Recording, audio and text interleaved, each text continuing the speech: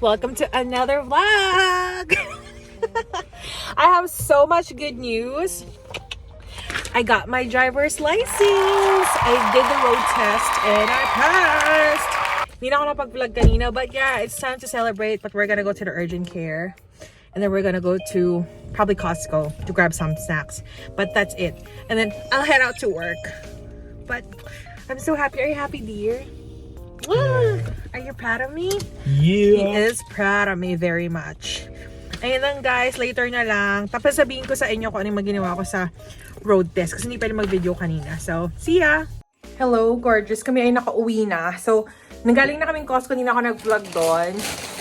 Bumili kami ng Doritos. Ako pala pumasok sa loob. Doritos, Annie's, and then cold brew latte, hot dogs, and then bumili ako ng eggs. Yun lang, kung ano lang kailangan namin. Kasi nga mag-Walmart din naman ata kami sa weekend, pero hindi na kami mamimili masyado ni Hubby kasi last time nakapamili na kami. And then this is one of my, parang nahilig ako dito lately, although nakakain na ako nito before, pero nga, sa Pilipinas mahal. Pero it's cheaper at Costco. So this blueberry cinnamon goat's milk cheese. And then this one. Tapos yung isa nasa sasakyan na daling ko sa work, parang pasalamat, butter loaf. Mura lang naman yun. So, para hati-hati kay mamaya sa work. So, I'll get dressed. And then, yeah. Hindi ko alam kung ito-drive ako ni Hubby sa work or if he's gonna let me drive. But, we'll see. Half day ako today. Bye! Hello, gorgeous. Kami ay nakauwi na. So, si Hubby ay nag-take ng time off today. Pero, ayun nga, good news. Thank you, Lord. Thank you din sa mga nag-support sa akin na kaya ko to. Kasi nakapag-drive naman ako. Pero syempre, hindi ako ganun ka-confident mag-drive. Kung alam ko wala akong lisensya, mayroon akong permit. Pero I needed to drive with someone who has a professional driver's license. But anyway, or non-pro driver's license. But anyway, I'm really glad.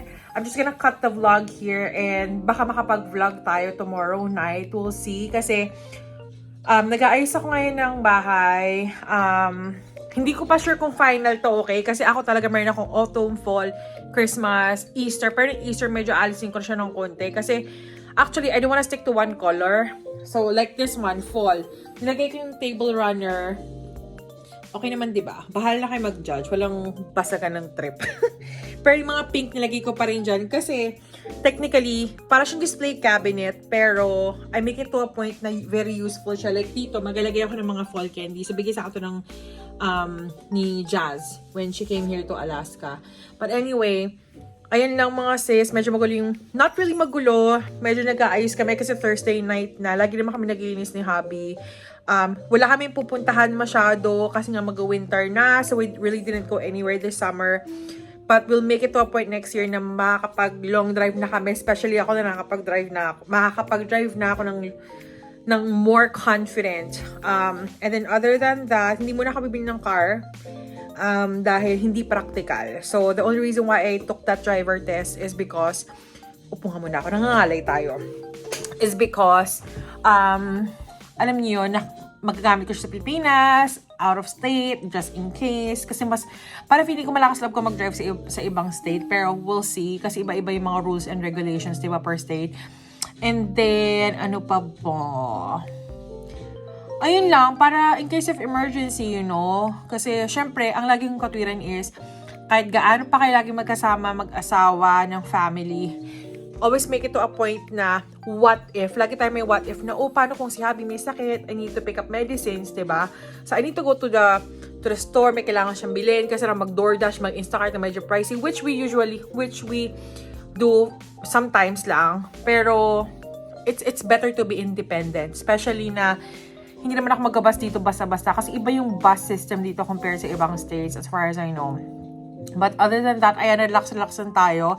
Mag-weekend na, super busy sa work. Yeah, I'll cut this vlog here and then sana makapag-continue tayo tomorrow.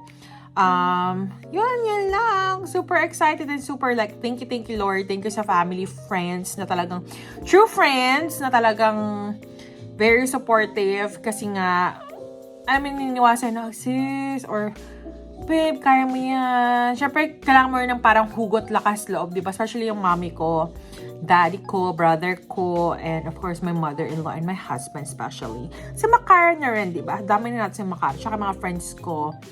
So, ayan, mga friends ko na too many to mention, pero shoutout kay Sis Nea, shoutout kay Sis Corinne, sa F8, kay Crystal, kay Bing, syempre shoutout na kay Teresa, sa aking best friend si Pero.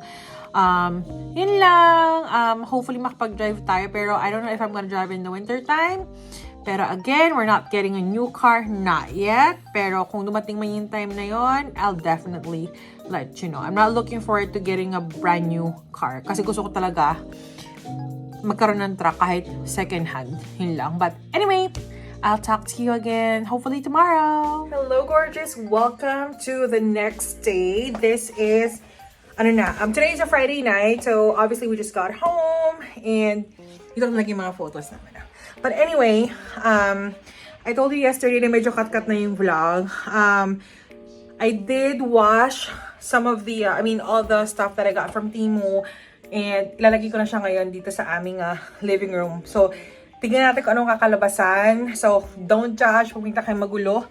Dahil, hindi naman magulo yung bahay na. Malinis naman talaga to. Pero, hindi naman kasi ako minimalist. I feel like I'm a maximalist. So, kahit anong try natin maging minimalist, hindi talaga pwede. Kasi, mas masaya tayo ng maraming nakikita ko anik-anik sa bahay. But anyway, si Habi ay kumakain ngayon. At kami muna ay mag-aayos. And then, mapakita ko sa inyo yung mga old pillowcase na meron kami dito. And then, i-change natin siya doon sa pang-fall or autumn na mga pillowcases. So, ito yung mga pillowcases namin from Temu last year. Tapos yung blanket na yan, parang galing Walgreens. Kasi sa Walgreens pa ako nag-work. But anyway, alisin ko to lahat. Tapos ipapalit natin yung mga Temu na mga pinamili natin. So, yan. Start na tayo magpalit ng mga pillowcases.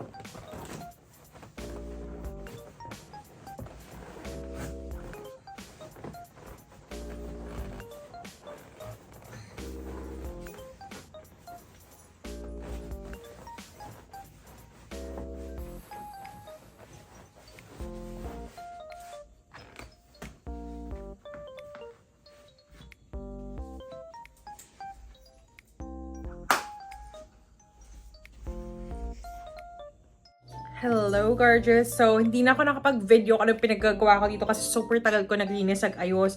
Pinasan ko yung couch. Si Habi, hindi ko na siya pinatulong kasi gusto ko siya mag-relax. It's been a long day. But, let me show you a quick glimpse of the living room and our small living room and our small dining area.